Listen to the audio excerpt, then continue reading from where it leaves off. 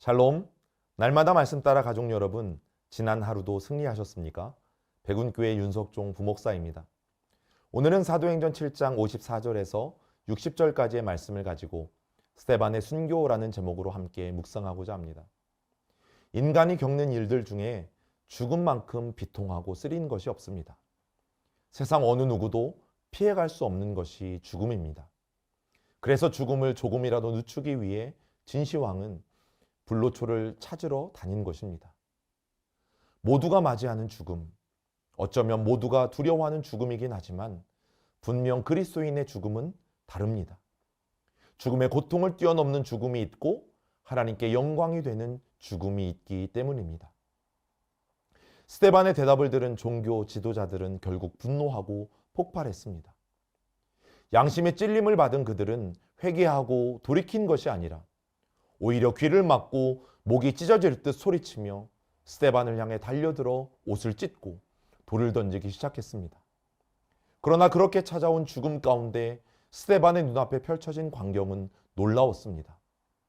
하나님의 영광이 그를 비추고 있는 것을, 독생자 예수가 하나님 우편에 서신 것을 보게 된 것입니다. 사명을 다한 그리스도인의 죽음은 인간적으로 안타까워 보이지만 분명 영광스러운 것입니다. 제 인간적인 마음에 이보다 더 놀라운 것은 순교하며 드려진 스데반의 기도입니다. 59절과 60절 말씀을 보겠습니다. 그들이 돌로 스데반을 치니 스데반이 부르짖어 이르되 주 예수여 내 영혼을 받으시옵소서 하고 무릎을 꿇고 크게 불러 이르되 주여 이 죄를 그들에게 돌리지 마옵소서. 이 말을 하고 자니라. 순교하기 직전 스데반의 기도는 짧지만 너무 강력한 기도였습니다. 주 예수여 내 영혼을 받아 주옵소서. 이 죄를 저들에게 돌리지 마옵소서. 어떻게 이런 기도를 드릴 수 있을까요? 스데반은 그렇게 기도하며 죽음을 맞았습니다. 유대인들을 향한 스데반의 책망은 모두 진실이었습니다. 진실 앞에서 불편함을 느낀 유대인들은 더 큰 악을 행하며 자신들을 합리화하였습니다. 하지만 진실을 가릴 수는 없었습니다.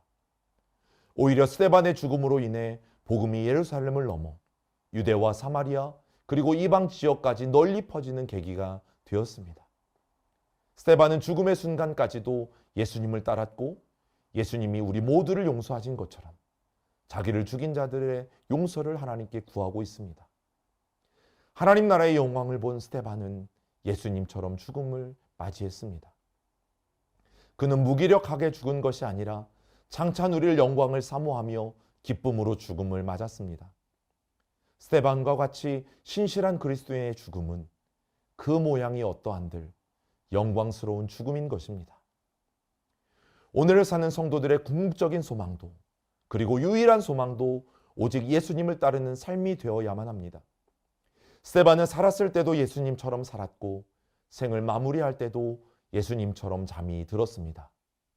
우리도 스데반처럼 핍박과 고난 앞에 있을 때 도망가거나 낙담할 것이 아니라 담대하게 복음을 증거하는 거룩한 성도로 살아야 합니다. 주변의 어떤 방해와 안 좋은 시선에도 절대 믿음 앞에 흔들리지 않고 오늘도 성령님을 마음에 모시고 하나님 나라의 영광을 누리며 살아가는 모두가 되길 주님의 이름으로 축복합니다.